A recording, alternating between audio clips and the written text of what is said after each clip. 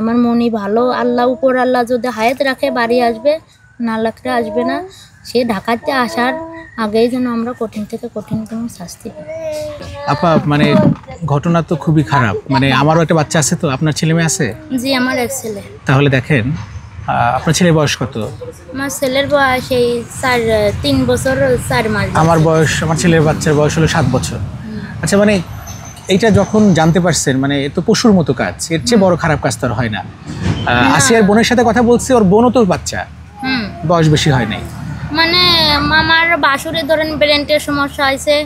আমরা গরিব মানুষ, মান সম্মানের ভয়ে গ্রামবাসী ছিল, আমার ভাইগের দেশের লোক ছিল, তাদের সাথে মিলে আমরা এই 4 মাস আগে মনিরে বিয়ে পড়াইয়ে দিয়েছিলাম, মানে 4 মাস।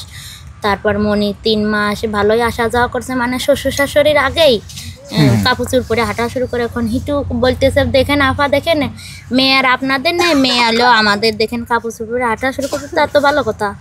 তারপর মেয়ে 3 মাস ভালোই চলাফেরা করেছে, আইসে। এখন এই ঘটনার 15 দিন কি 25 দিন আগে বলতেছে, আম্মু আমি আর যাবো না।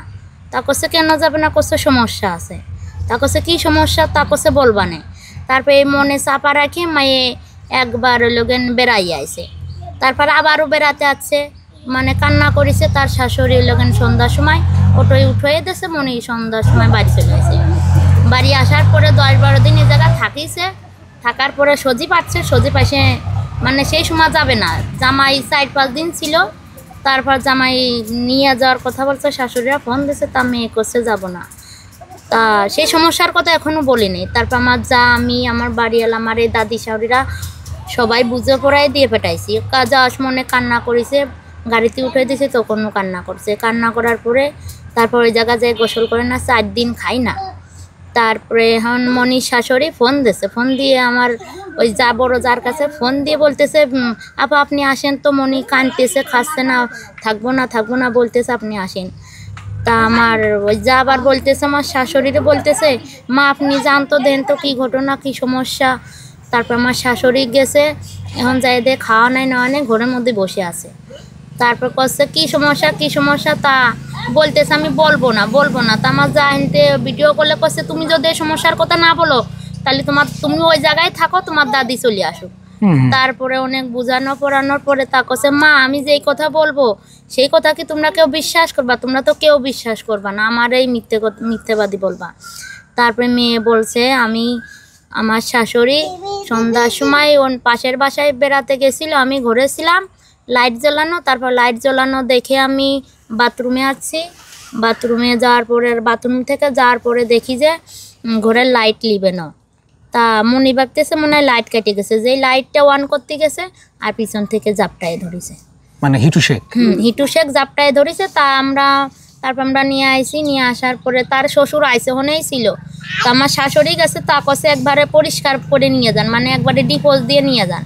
তা আমার শাশুড়ি বলছে, আমরা মেয়ের বিয়ে দিছি, ঘরে তো উঠেও রাখার জন্য না, আমরা ডিপোজ দিয়ে, আপনি একে এরকম কথা বলেন?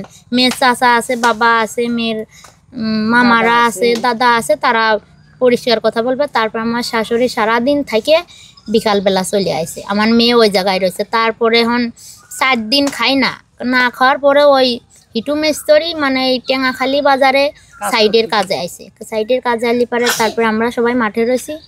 তা সে এসে বলতেছে, আপনার মেয়ে যদি কোনো সমস্যা হয় আপনারা তো সাইডে দেবেন না, আপনার মেয়েদের আপনারা নিয়ে আসেন।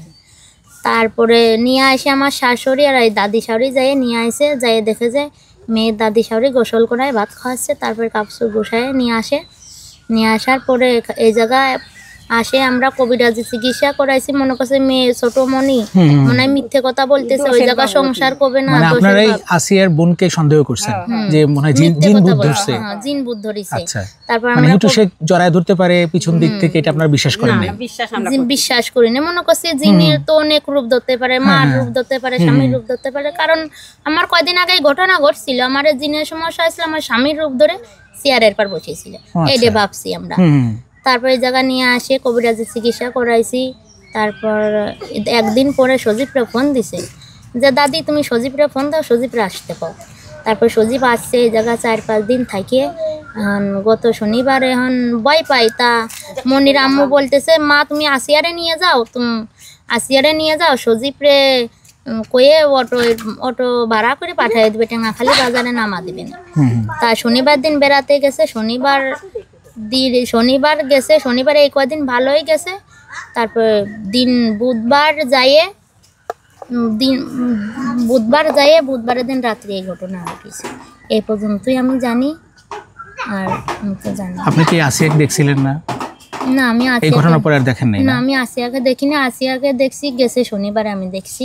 আমি বাড়ি কাজ করতেছিলাম, সেই সময় দেখি যে মনে যাচ্ছে, কোসে কাকি আমি গেলাম। কি মানে হাসি খুশি একটা মেয়ে, তাই না আসিয়া? হাসি খুশি, অনেক সুন্দর হাসি খুশি মেয়ে। তামান বাড়ি বেড়ায়, মানে বাচ্চারা তো ফুলের মতো নিষ্পাপ, তাদের কোনো ই নেই।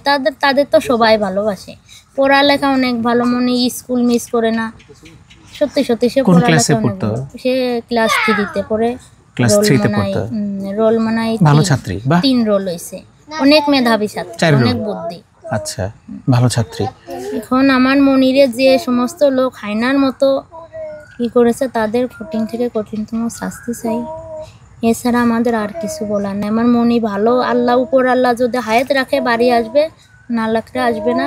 সে ঢাকাতে আসার আগেই যেন আমরা কঠিন থেকে কঠিনতম শাস্তি চাই। ঠিক আছে আপা।